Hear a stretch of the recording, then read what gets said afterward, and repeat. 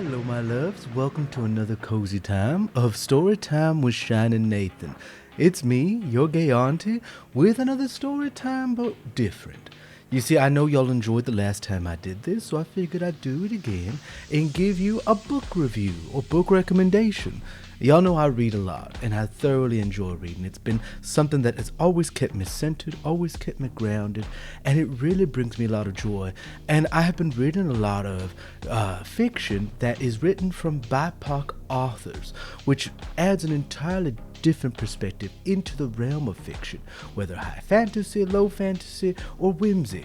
It does add something different. So I always recommend avid readers to take a moment and find books by BIPOC authors in terms of the world of fantasy and fiction, because it really does add an entirely different component that you were not used to.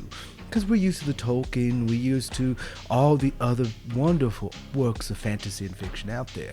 But a lot of them have a different viewpoint, and this one adds a whole new one.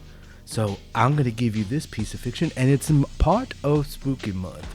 I have a wonderful one, and it is called The Hacienda by Isabel Canas, and it has been fantastic. I just finished it. I gobbled it up. It is a fantastic snack of a old school type of horror book that I think you will deliciously enjoy. Now, a little synopsis. The Hacienda takes place in post-revolutionary Mexico after Mexico gets its independence from Spain and kicks out the nobility. And so there's this young woman who is just gotten married into a rich family. They married a rich man. And she goes out to the country Hacienda estate in order to live there and to provide a better life for her mother. Now, things start getting dark pretty quickly as you enter, and there is a twist towards the middle end of the book that I think everybody will find delightful. I highly recommend it because it provides a backdrop that a lot of us are not used to, and that is post-revolutionary Mexico.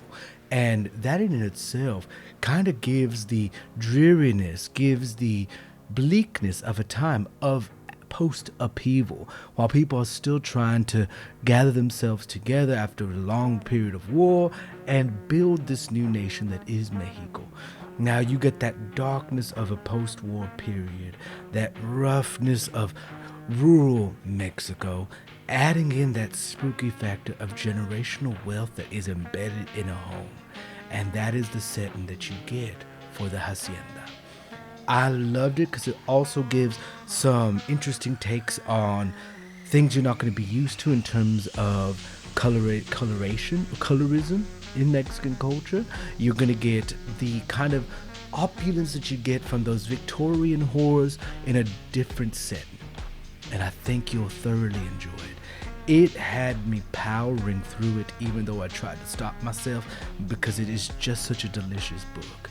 The way Isabel paints the entire scene is just chef's kiss.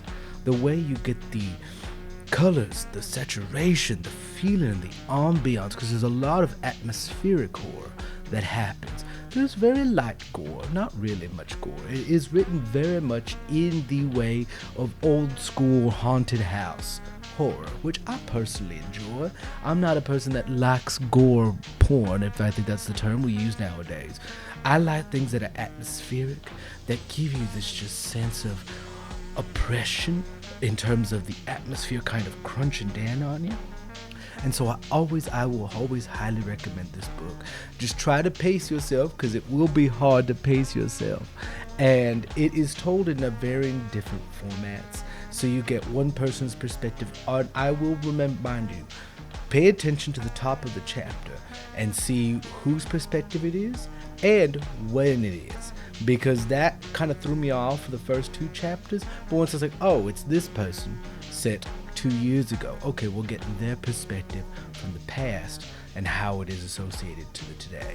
And I think that does add another component that is very valuable in the full breadth and weight that is this book.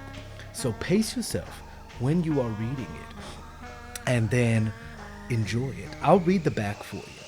In the aftermath of the Mexican War of Independence, a young woman is certain that her wealthy new husband and his remote estate will save her. But something sinister lurks within the hacienda's walls. During the overthrow of the Mexican government, Beatrice's father was executed and her home destroyed.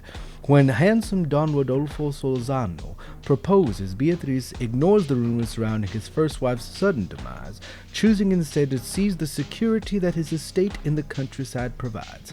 She will have her own home again, no matter the cost. But Hacienda San Isidro is not the sanctuary she imagined.